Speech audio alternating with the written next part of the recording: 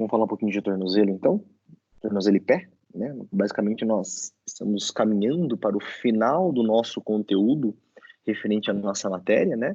Não estou falando que hoje eu vou acabar a matéria, mas estamos já caminhando, né? Vimos desde cervical, coluna torácica, coluna lombar, quadril, vimos membro inferior, entramos no membro inferior, quadril e joelho, e hoje nós falamos de tornozelo, né? Hoje eu começo o tornozelo e pé, e possivelmente eu termine semana que vem, tá bom?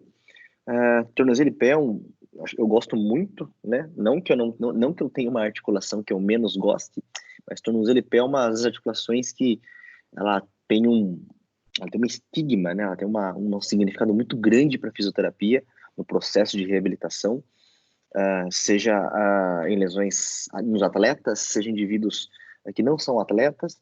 É bem interessante as questões anatômicas e o quão importante e o quão significativo esse pé e tornozelo pode causar ao longo do corpo, né? E aí eu lembro que eu comentei com vocês que o joelho ele recebe influências do quadril, mas também o tornozelo, ou melhor, a distribuição do peso do indivíduo, isso promove de forma ascendente mudanças nesse posicionamento que nós podemos entender como postural, beleza?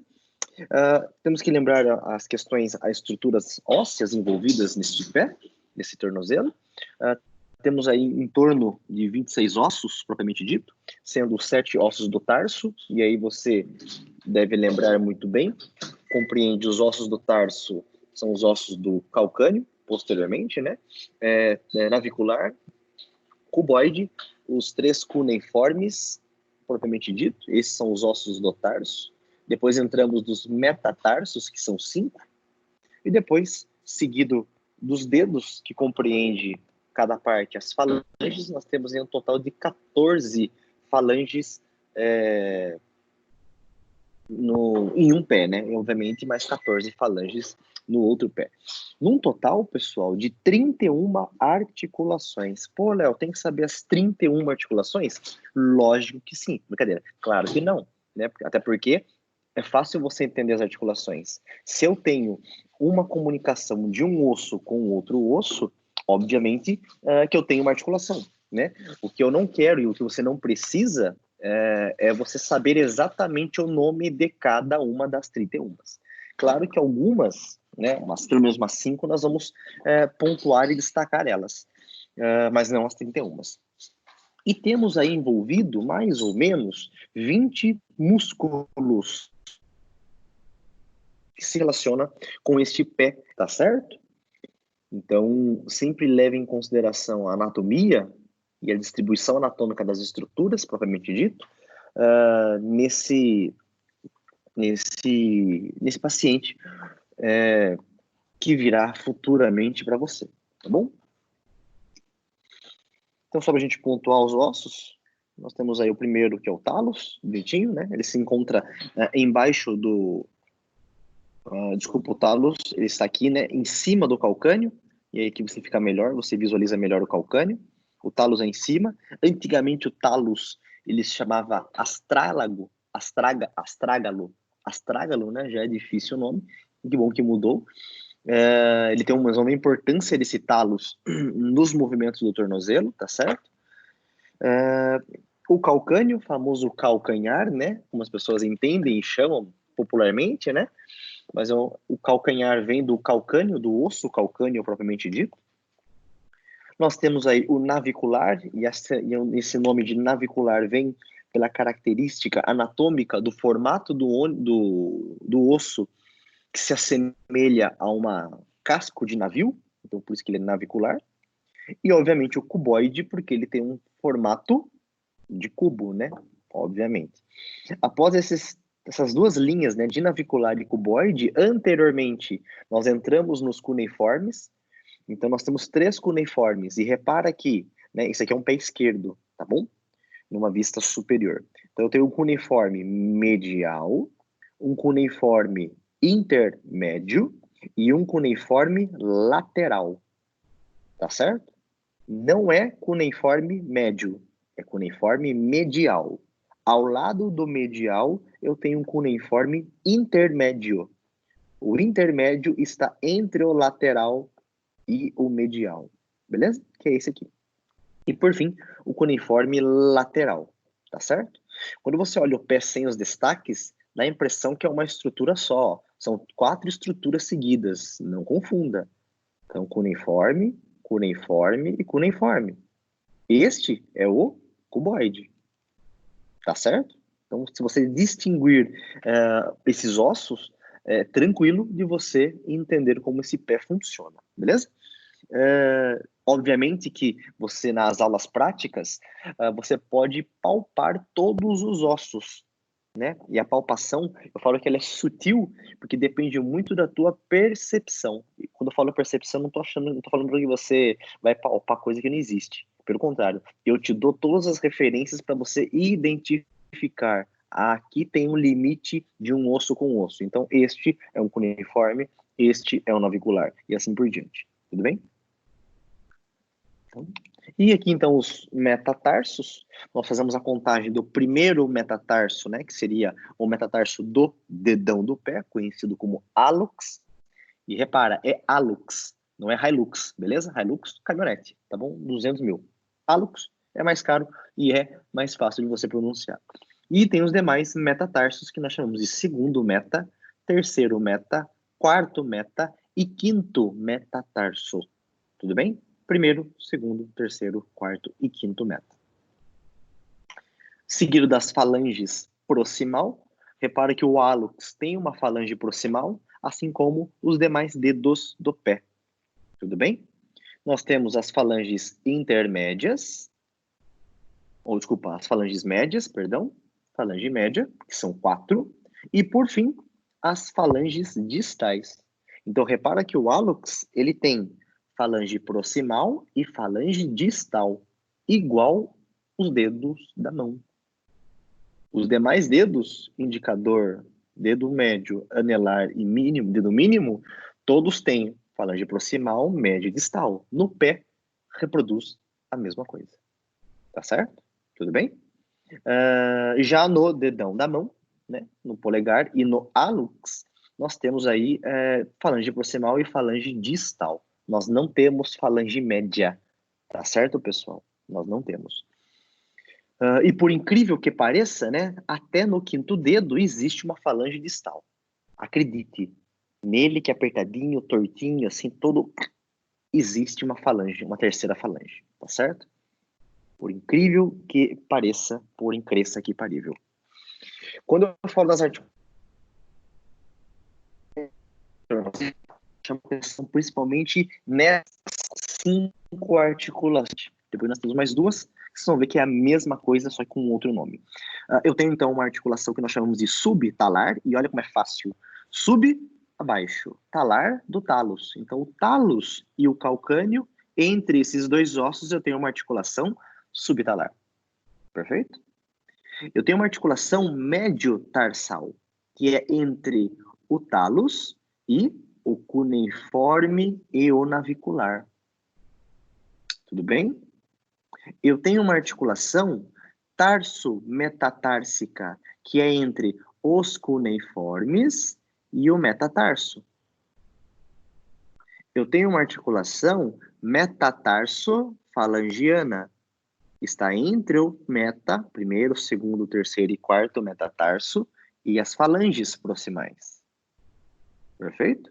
E por fim, eu tenho a articulação interfalangiana, que está entre as falanges, certo? Tanto proximais como distais. Tudo bem, pessoal? Tranquilo? Vou repetir novamente. Eu tenho 1, 2, 3, 4, 5 articulações que eu digo são as mais importantes do pé. A subtalar, sub, abaixo. Talar do talos. Então, ela está abaixo do talos, entre o talos e o calcâneo. Subtalar. Eu tenho uma articulação mediotársica, ou mediotarsal, ou mediotarsais, né, no plural, que é entre o navicular e o cuboide com o talos. Tudo bem? Eu tenho uma articulação que eu chamo de tarso metatársica, que é entre o cuneiforme, os cuneiformes, né, medial, intermédio e lateral, e o meu metacarpo, o meu metatarso. Metatarso. Eu tenho articulação metatarso-falangiana entre o metatarso e a falange. Olha ela aqui.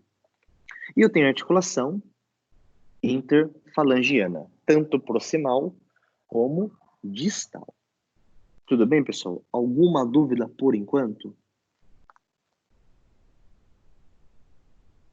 Tranquilo?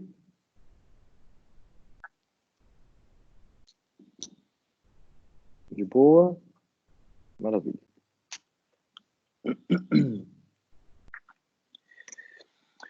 E aqui você encontra uma outra caracterização, eu diria, posso dizer assim, não sei.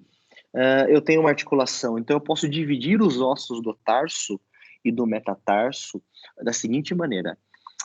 O osso, o talos com o calcâneo, eles formam a região do retropé. Tudo bem? A região do navicular e cuboide com os cuneiformes formam a região do médio pé. E os metatarsos com falanges formam o antepé. Quando você anda, você entra com o calcâneo inicialmente, concorda? Então todo o contato inicial, nós chamamos de você faz um contato com o retropé. Depois do teu pé, ele aplana. É o médio pé que entra em cena. E por fim, no final e o início do próximo passo, é o teu antepé que inicia e finaliza esse movimento. Tudo bem? Lembra da articulação tarso-metatársica, que é entre os cuneiformes e os metatarsos? Eu também posso chamar ela de articulação de Lisfranc. Lisfranc era um médico francês, juntamente com Chopin, que definiu e que deu o nome dessa articulação, né? Antigamente, na anatomia, os epinômenos, que é quando o nome do descobridor, do idealizador, de quem inventou, né, ele se autodenominava, né, em lembrança, né, como uma homenagem. Então, a articulação de Chopin, ou articulação, a articulação de Lisfranc, ou articulação propriamente dito, do tarso com o metatarso, ela compreende esta articulação, tá certo? A articulação de Chopin, da mesma forma, ela fica entre o talos e o navicular, com quem? Entre o talos e o calcâneo, com o navicular e o cuboide. Então, de Chopin. Por que eu falo dessas duas articulações, sendo que nós já citamos ela lá atrás, nesse slide? Pela seguinte, pessoal, na ortopedia e traumatologia, existe uma amputação, né? Que é uma forma de você eliminar aquele membro devido a algum acometimento. E a amputação se chama amputação de Lisfranc. E aí você, obviamente, que já imagina onde que é feita a amputação. Da mesma forma, existe a amputação de Chopard. Também você já sabe onde é feito a amputação. Então, se o indivíduo precisa amputar o pé, ou ele é amputada, ou ele recebe a amputação em alguma porção do antepé, ou desarticula a articulação de Lisfranc, e aí se chama amputação de Lisfranc, ou desarticula a articulação de Chopard. Perfeito? Ninguém... Desculpa. Ninguém faz uma amputação e deixa um osso, um cuneiforme ali perdido, né? Um cuboide, 2 naviculares, ou tira toda essa articulação, isso aqui não existe mais, ou retira toda essa articulação. Cuidado quando eu falo, né? Amputação de Lisfranc. Então eles amputam aqui e retiram todo metacarpo e falanges, né? E na amputação de Chopard? Eles amputam só esse pedaço. Não, eles amputam tudo. Todo o antepé e o médio pé também. Tudo bem? Tranquilo? Então são essas duas articulações aí. Não são articulações novas, são as mesmas articulações que nós temos aqui, pessoal, nesse slide. Tudo bem? Tranquilo? A amputação de Lisfranc e a amputação de Chopart, ou a articulação de Lisfranc e a articulação de Chopart. Beleza? O sistema... Oi. Na articulação de Chopart, você usou... Aqui tem outro nome, diferente Sim, do que calcâneo cuboide. Isso, diferente do que usou no outro slide. Então, tem vários nomes, é isso? Independente, né? Essa referência que eu peguei dessa imagem, ele traz a articulação do Chopart como a calcâneo cuboidea. Porque a calcâneo cuboidea, calcâneo com o cuboide, e o talo com o navicular. Mas concorda que toda essa linha é uma coisa só? Sim. Então, na verdade, ele só diferencia, ele separa a articulação calcâneo-cuboidea, que é esta, que compreende essa porção, e separa o talos com o navicular, que compreende esta comunicação. Mas quando eu junto tudo, é a articulação médio-tarsal, ou a articulação de Chopart. Beleza, entendi. Beleza? Obrigada. Quanto ao sistema ligamentar, nós temos aí um sistema extremamente presente e importante nesse tornozelo. Nós vamos ver os ligamentos laterais, e aí dentro dos ligamentos laterais eu chamo a atenção para esses três que estão em destaque, que eles estão numa cor mais forte. O ligamento talofibular posterior, e olha o nome dele, talofibular posterior, porque ele sai do talos, vai para a fíbula e está na região posterior do maléolo, né, do tornozelo. Eu tenho o ligamento calcâneo fibular, ele sai do calcâneo e vai para a fíbula. E eu tenho o ligamento talofibular anterior, tá certo? Esses três ligamentos são os mais importantes no compartimento lateral. São os mais importantes no compartimento lateral. Então, quando a pessoa fala, eu tive um entorse de tornozelo e eu rompi o ligamento, tem duas perguntas. Qual o ligamento que foi rompido?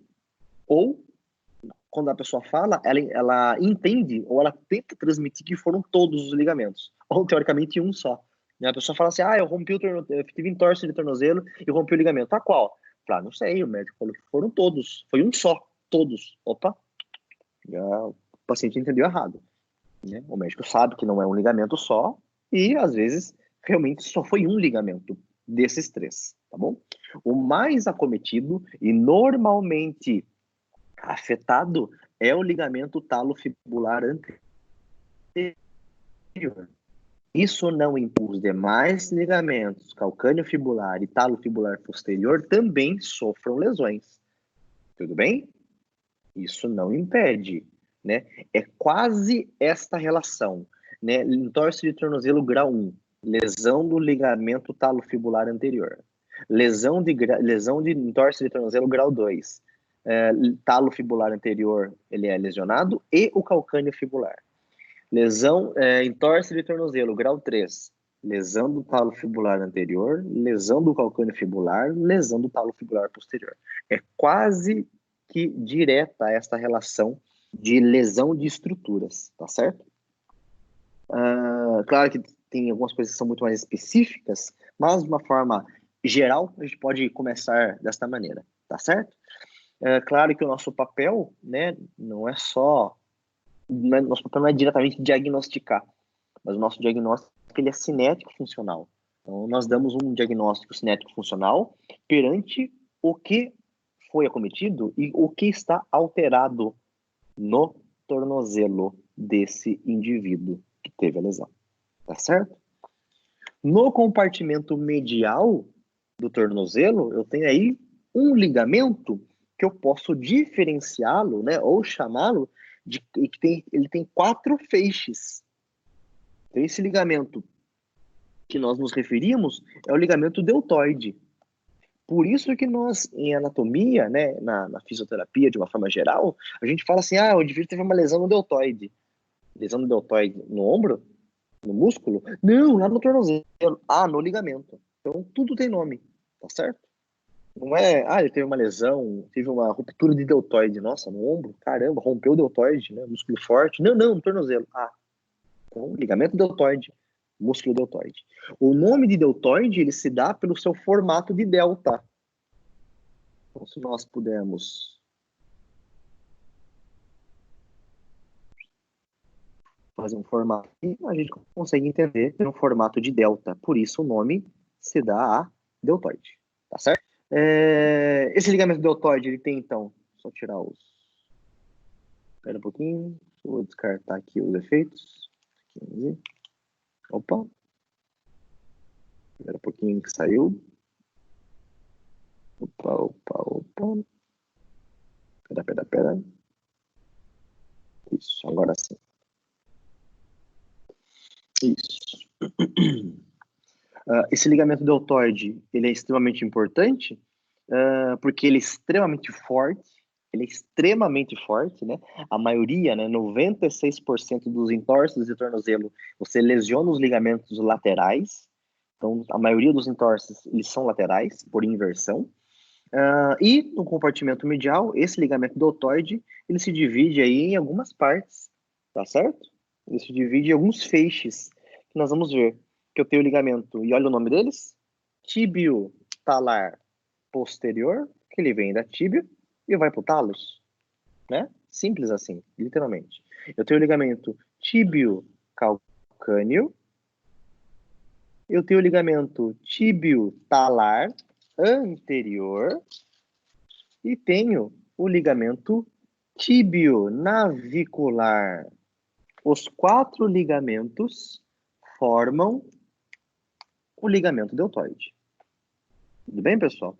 Léo, tive a lesão do ligamento deltoide. Tá, ok. E aí, processo de reabilitação, pessoal, digamos, ele é necessário e faz parte desse processo.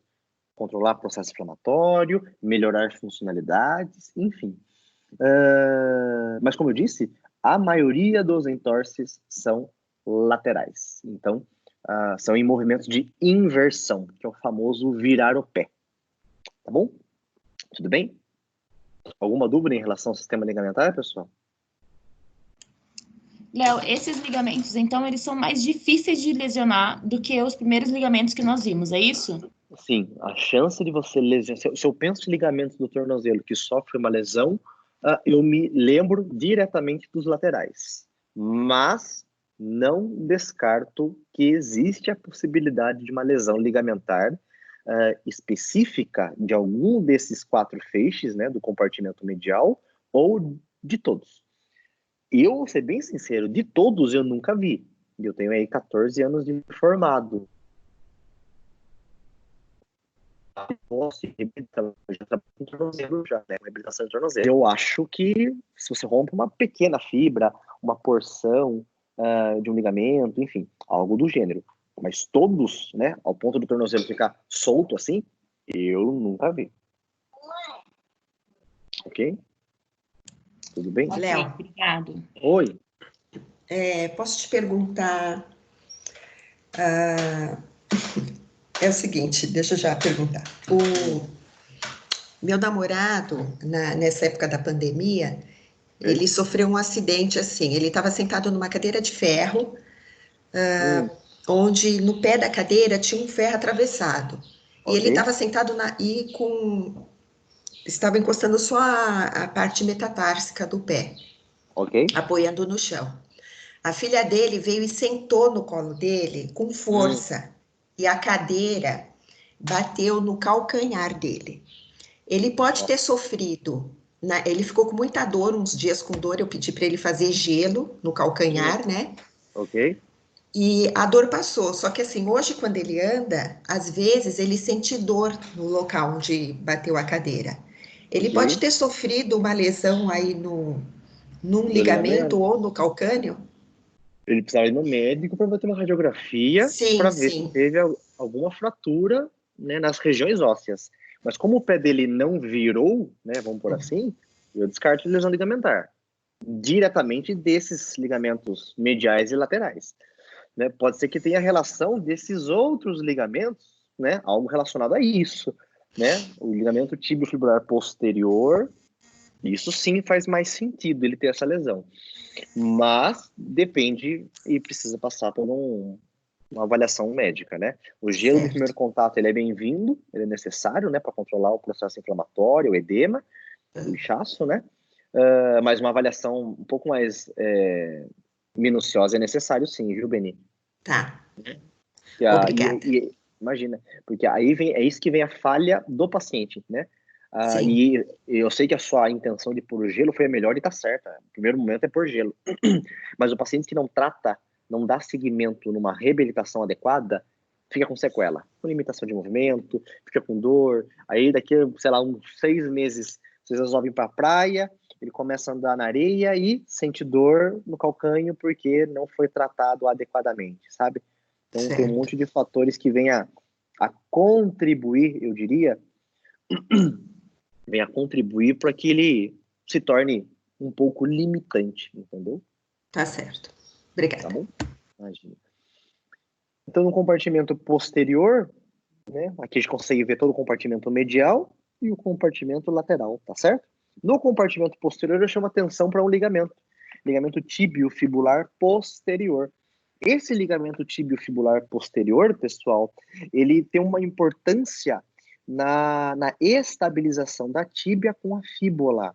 Ou seja, ele impede que essa tíbia e fíbula ela abra além do movimento fisiológico dela. O movimento ele existe de abertura, dessa pinça, né, nós chamamos. Mas é um fator que restringe o movimento de tíbia e fíbula, tá certo? Pela posição que você está falando, Beni, é a imagem que me vem na cabeça. Então ele estava com a região do antepé na grade, a filha sentou, literalmente o pé fez isso daqui. Exato. Então, o que acontece, né? Querendo ou não, ele fez um movimento, nós vamos ver, de dorsiflexão. Quando a dorsiflexão ela existe, a tíbia e fíbula elas abrem. Então eu não sei se houve lesão do ligamento tíbio-fibular posterior ou não houve, só foi apenas um trauma, né, da cadeira, do peso caindo sobre a região do tornozelo. Certo. Tá bom? Ok. Por que a importância de uma avaliação, né, perante um trauma, um entorse, enfim. Aqui tem um exemplo, né? Nós temos, né, além desse ligamento, a membrana interóssea, que é uma sindesmose. É uma membrana presente entre fíbula e tíbia, assim como você também tem o Cadu, conhecido popularmente como o pardalzinho, também falou que existe uma membrana entre o rádio e a ulna. Então, essa mesma membrana interóssea, a sindesmose, ela também está presente em tíbia e fíbula. E uma vez que você lesiona este ligamento e membrana interóssea, você corre o risco, né, de passar por uma intervenção cirúrgica para que você fixe tíbia e fíbula. Não estou falando, Beni, que o caso do teu namorado é esse, mas em situações, né, em que existe essa lesão da sindesmose desse ligamento, o médico vai lá e coloca 2 parafusos. O problema dessa intervenção é literalmente a intervenção, é um parafuso. Porque esse parafuso, vocês vão ver, ele é totalmente restritivo. Totalmente restritivo para amplitude de movimento do tornozelo. Então, quando chega um paciente para mim, eu falo que chega um paciente e eu falo assim, eu tive entorse de tornozelo, eu faço a primeira pergunta, assim, eu quase que corto a pessoa. Eu falei, você fez cirurgia? Aí eu fiz. Eu já penso, eu falo, ai meu Deus do céu, me vem essa imagem. Porque às vezes já tem entorse de tornozelo, né? Ou em fraturas de fíbula, de maléolo, o médico opta por um parafuso. Então, quando ele fala para mim, eu fiz cirurgia no tornozelo, me manda a imagem da radiografia. Se vem uma imagem dessa, não adianta ele falar, então, eu tô com dificuldade de movimentar. Eu vou falar para ele, o seguinte, mas realmente, você não vai movimentar. Tem 2 parafusos aí que impedem, mas o médico colocou. Eu falei, eu sei que foi o médico que colocou, mas foi necessário. A minha pergunta pergunta para ele se ele pretende tirar esse tornozelo, esse parafuso do tornozelo. Então eu tento, né, você fala, não, eu vou ver. Agora, né, eu falo isso porque o meu primo, casado com prima da minha esposa, né?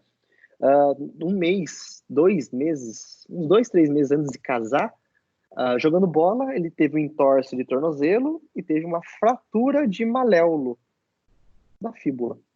Daí o que aconteceu? O médico colocou um parafuso de baixo para cima na fíbula, para fixar, né, o pedaço ósseo.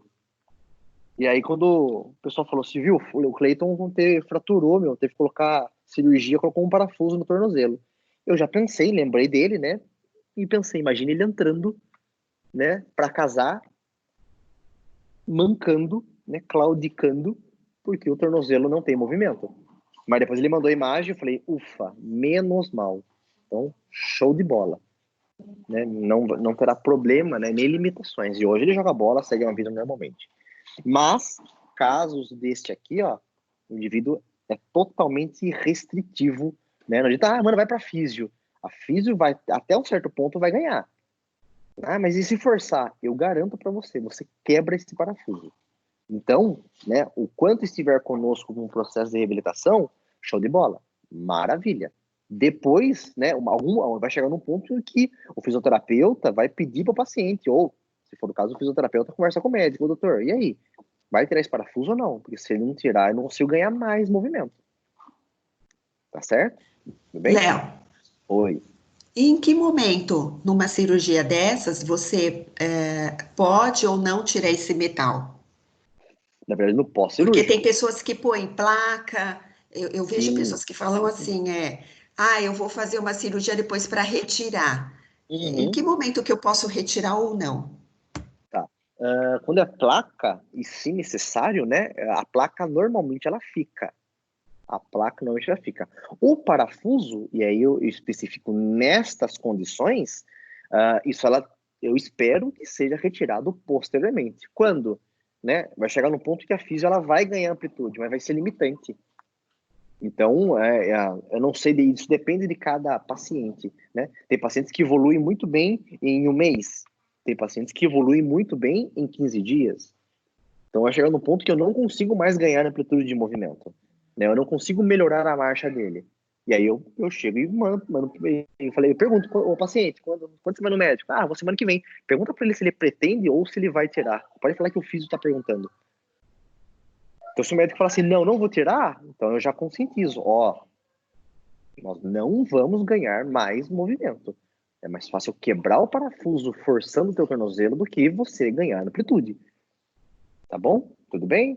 Mas eu quero ganhar amplitude. Falei, corremos o risco de tirar o parafuso e melhorar. Da mesma forma de tirar o parafuso e não melhorar. Eu prefiro que retire. Entendi. Ainda mais nesses casos. Quando? Depende de cada um. Não adianta nada também o indivíduo falar assim, Leonardo, eu fraturei há um ano passado, né? Fiz físio aí durante 2 meses e tal, no convênio particular, enfim. E agora voltou a doer. O que você acha de eu tirar esse parafuso? Falei, agora não adianta mais. Né? Se fosse para tirar, tem que ser lá atrás. Quando o físio percebeu que não ganhava mais o movimento de tornozelo. Agora, pode tirar ou não, vai continuar com a restrição de movimento. Tudo bem? Tudo bem. Quando nós falamos do tornozelo, isso aqui são casos atípicos, tá bom, pessoal? Existe, mas, né, se vem para nós, eu já sei que meu trabalho vai ser bem mais difícil e vai ser um pouco limitante, eu diria.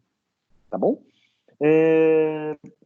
Quando nós pensamos no pé, e aí nós entendemos toda a descarga de peso, né? Não se assuste no que eu vou falar para você. O pé, ele foi feito para essa descarga de peso. Tudo bem? Ele foi feito para aplanar, receber o teu peso corporal.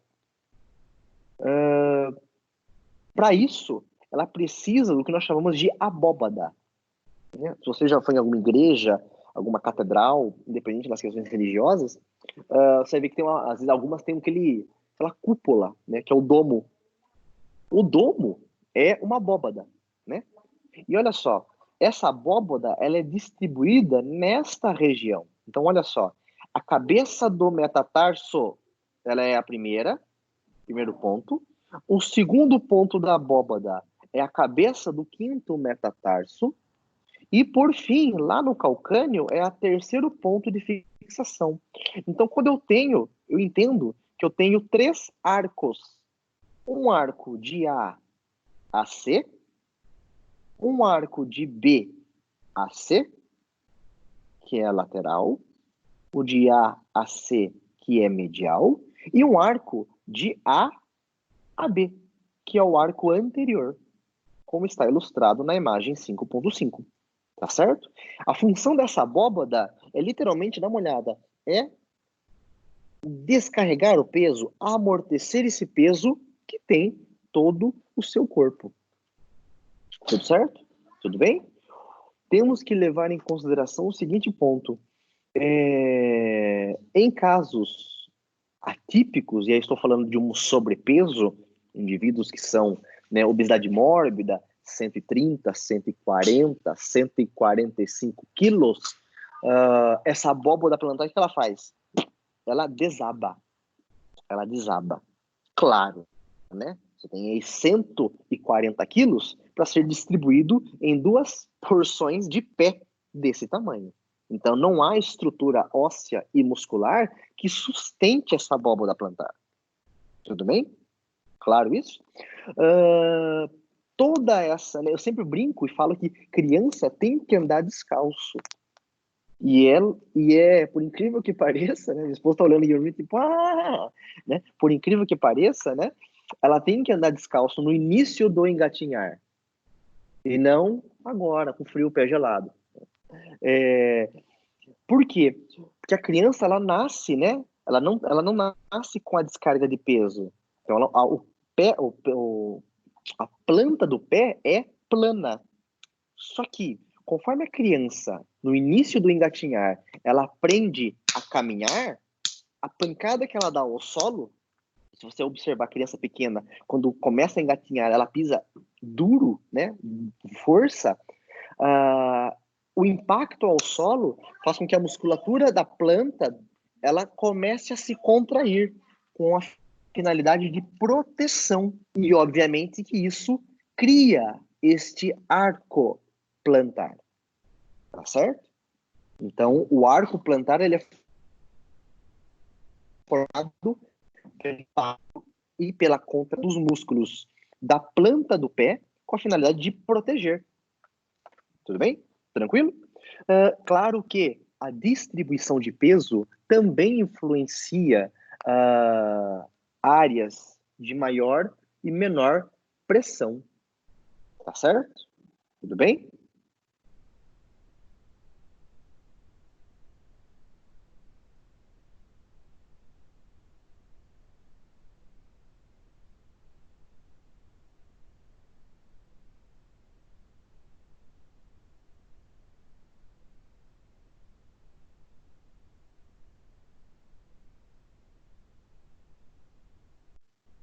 Tudo bem, pessoal? Alguma dúvida?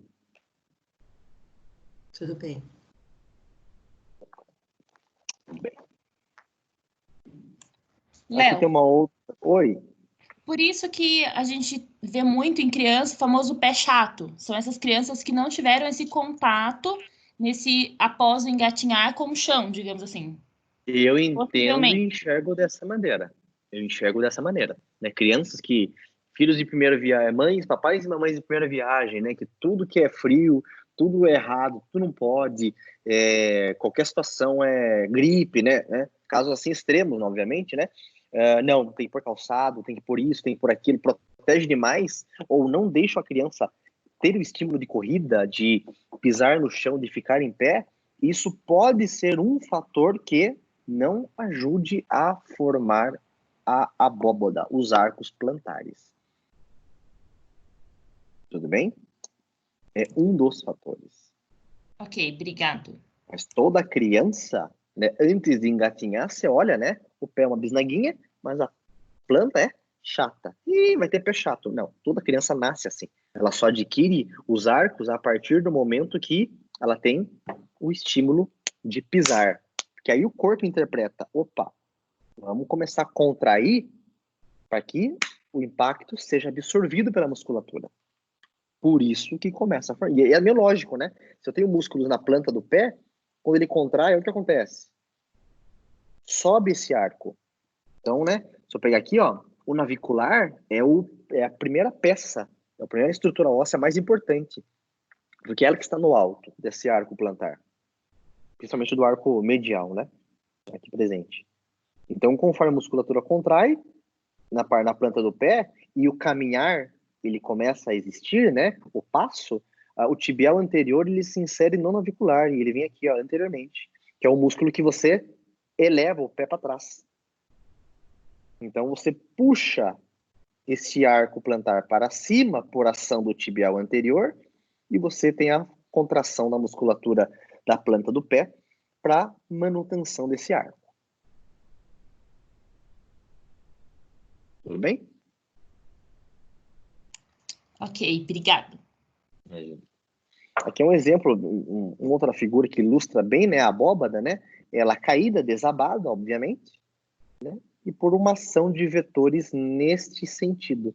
Por isso que eu preciso de um grupo muscular neste sentido, e tem, que é o tibial anterior, que traciona esse navicular para cima e, consequentemente, os músculos intrínsecos do pé aumentam esse arco.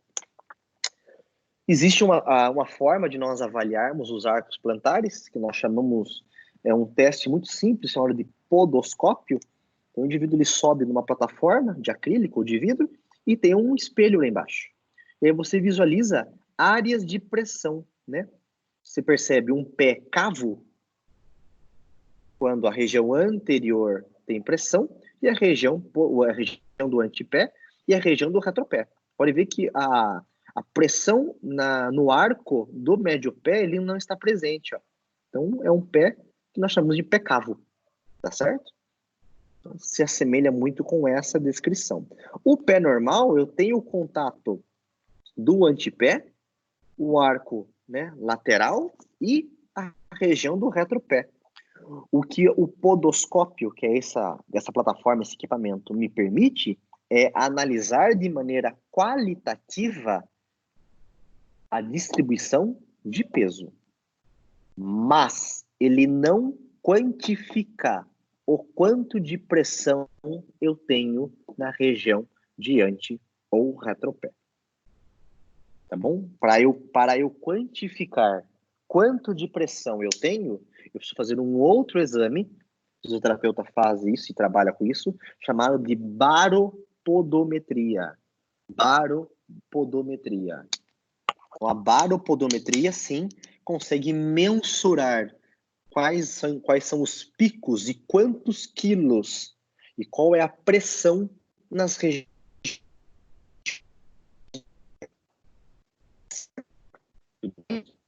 Dúvidas, pessoal?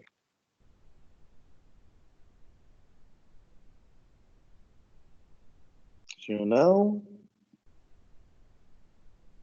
Sim ou não? Tranquilo? Muito bem. E por outro lado, né, se eu tenho um pé normal e eu tenho um pé cavo, eu tenho um pé plano, popularmente conhecido como pé chato, né? Porque ele é chatado no pé. Essa é a definição, né, e o conceito. Claro que o pé plano, ele traz algumas consequências posturais ou preditivas de lesões, seja em atletas ou indivíduos não atletas, tá certo?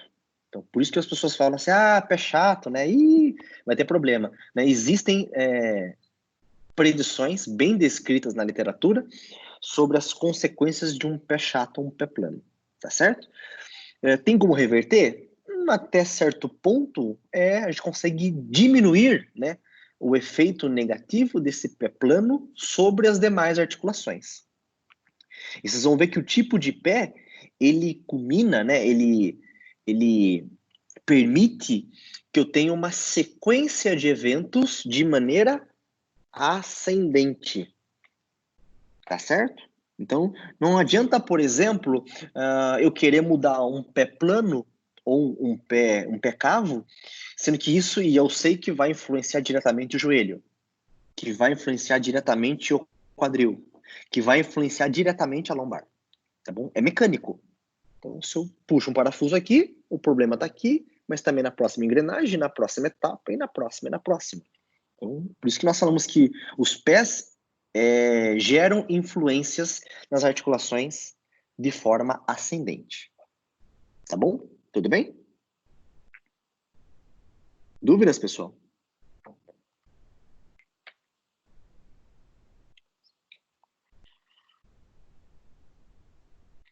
Dúvidas? Não? Então, só para a gente quase finalizar essa primeira parte, o dia de hoje, nós temos aí, né, todo o arco plantar, né, o arco anterior, o arco medial e o arco lateral. Mas olha só, eu posso dividir esse pé em 2 triângulos. Um triângulo de propulsão e um triângulo de apoio. Tá certo? 1/3 do pé é sustentado, 1/3 do corpo, perdão, é sustentado na região do retropé. Então, quando você está em pé, todo o teu peso, ele vem na região do retropé. Se você reparar no teu pé, quando você está em pé, ficou até meio engraçado, né? Reparar no pé quando você está em pé. Você vê que os teus dedos, eles vão se comportar de uma maneira. Então, você está em pé, você olha para eles. Se você projetar sutilmente para trás o teu tronco, você vê que os teus dedos vão fazer o quê? Lá no chão, contrair. Com a finalidade de, puxa para frente. Mantém o alinhamento.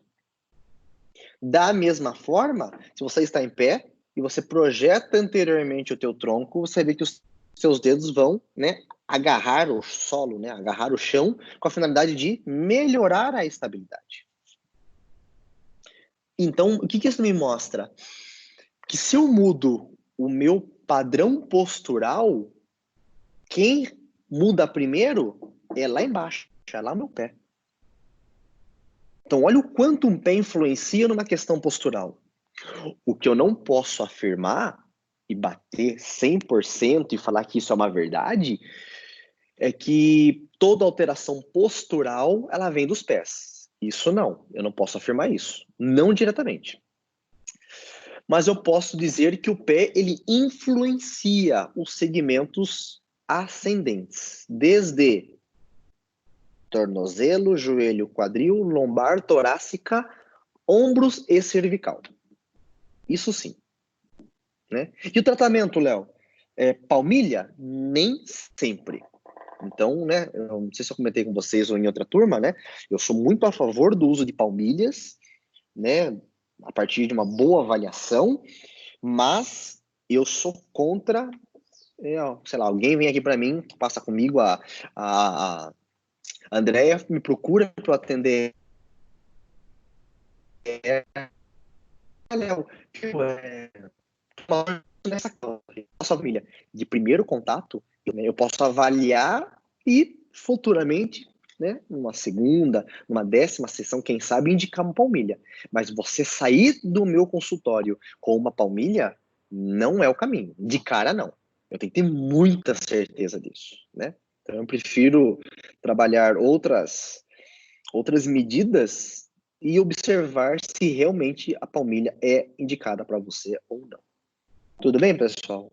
Tranquilo? Léo. Oi.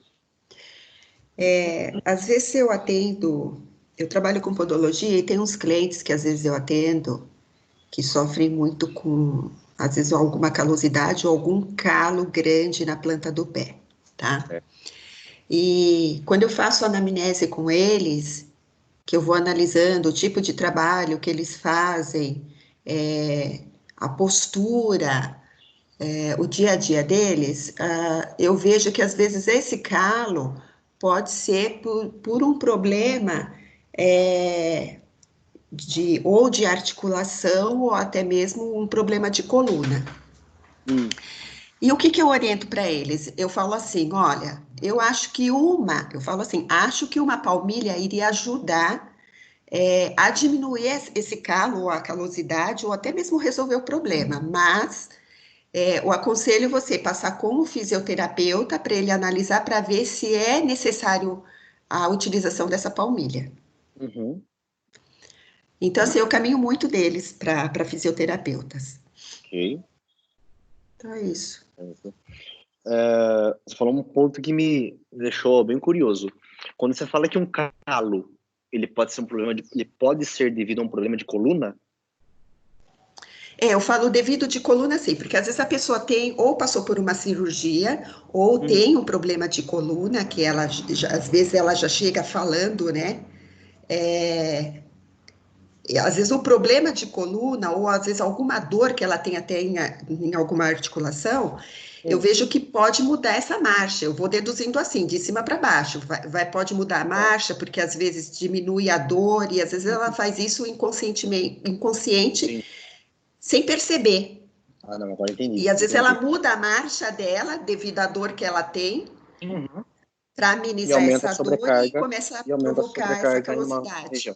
Ah, tá, entendi.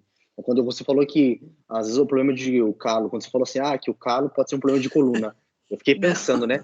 Uma hérnia de disco não tem relação eu vou calo. avaliando assim, vou fazendo eu fiquei viajando. Mas quando agora ficou mais claro para mim. Puta, que susto. Não, perfeito. A marcha antálgica, né, com a finalidade de proteger uma região lesionada, de um pós-cirúrgico ou de uma lesão aguda, realmente isso repercute na distribuição da pressão plantar. Concordo. Né? E aí surge um calo por causa de uma adaptação. Concordo contigo. Fala. Ô, Léo, Elisângela, era isso que eu ia falar agora. Foi a descarga maior nessa região que ocasionou esse calo? Eu ia fazer essa pergunta, mas ela completou. Pode ser que sim, né? Pode ser que sim. Por isso que eu não posso falar assim, tem um calo, vou pôr palmilha. Peraí, mas você nunca teve esse calo, você adquiriu, ele está se formando por uma questão de proteção, né? O calo é um aumento da queratinase com a finalidade de diminuir, né, a sobrecarga. Sim. Então é uma questão extremamente específica, né? Isso não implica que tem calo, manda para palmilha. Opa, não, dependendo, eu posso piorar o quadro da coluna. Então, por isso que a orientação, né, identificar algo é importante, que é o que você fez, Beni. Identifique e fala, procura um físio.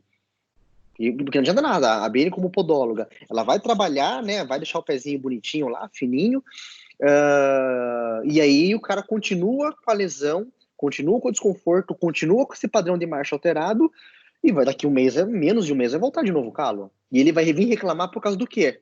Da coluna e por causa do calo. Então, eu sempre falo que o calo é uma consequência, ele nunca é causa direta. Ele sempre vai ser consequência. Isso mostra que, tem alguma coisa que está levando ao aumento de pressão nessa região, né? O quê? Postura. Qual o motivo de postura? Pode ser um calçado apertado, e não tem relação.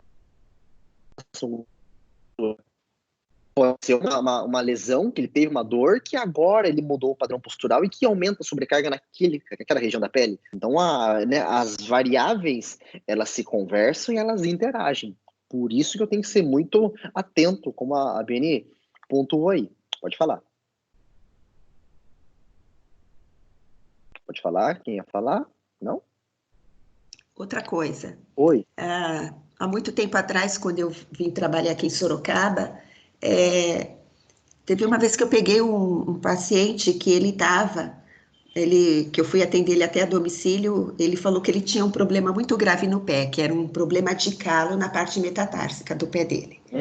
Quando eu olhei, não era só um calo, né? Tava um buraco no pé dele. E aí eu olhei assim, falei assim para ele, olha, eu nem vou pôr a mão aí, porque senão eu posso contaminar essa área. Eu falei assim, mas onde que você trata isso? Ele falou onde que ele ia e que lá eles colocavam ácido para tirar o calo dele. Aí eu falei assim, não, calo a gente não trata com ácido. Eu aconselho até você procurar um fisioterapeuta, porque acho que até uma palmilha pode ajudar a resolver isso daí, porque não é com isso que você vai resolver. E na época ele foi procurar. Depois de um mês, ele usando a palmilha, você acredita que fechou? Cicatrizou aquele buraco e o calo sumiu. Que barbaridade. Então, eu falo assim, que às vezes a palmilha, ela eu sei que a pessoa já tem uma estrutura óssea formada, né? Sim. Não é que ela vai resolver o problema, mas sim, ela vai amenizar, vai adequar. Sim, concordo. Né? Ela é a solução para algumas coisas, eu concordo. No caso dela, desse paciente, foi bem-vindo. Entrou com a palmilha, o calo diminuiu, com certeza outras funcionalidades e finalidades melhoraram. Né? O que não dá é falar que todo calo tem que ir por palmilha. Isso, realmente, isso concordo contigo, Beni. É exatamente isso. Dúvidas, pessoal? Muito bem. Eu vou encerrar com vocês hoje. Já temos um papo aí, chegamos num terço da aula. Semana que vem nós continuamos. E continuem se protegendo, por favor. Léo, tira uma dúvida minha, por favor.